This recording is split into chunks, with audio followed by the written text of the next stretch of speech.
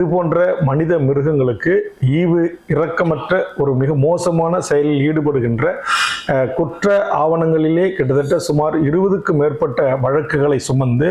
ஆள்கடத்தல், வழிபறி, திருட்டு, பெண்களை தனியாக இருப்பவர்களை மிரட்டி செயின் பறிப்பு, பணம் பறிப்பு, பெண்களை தன் காம பாலியல் இச்சைக்கு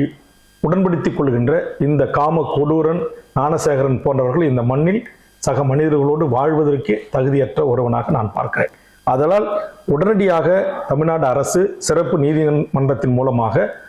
அதிகபட்சம் 1 மாதத்திற்குள் நான் மரண தண்டனைக்கு எதிரான கருத்துடையவனாக இருந்தாலும் இது போன்ற நபர்கள், இந்த காம வெறியர்களை, பெண் பிள்ளைகளை தங்கள் இச்சைக்கு பயன்படுத்த மறுப்பவர்களை மிரட்டி, துப்பாக்கி முனையில், கத்தி முனையில் மிரட்டி இது போன்ற மோசமான செயல்களில் ஈடுபடுகின்றவர்களுக்கு அதிகபட்ச தண்டனையான மரண தண்டனையை உடனடியாக தருவதற்கு தமிழ்நாடு அரசு, தமிழக முதலமைச்சரும்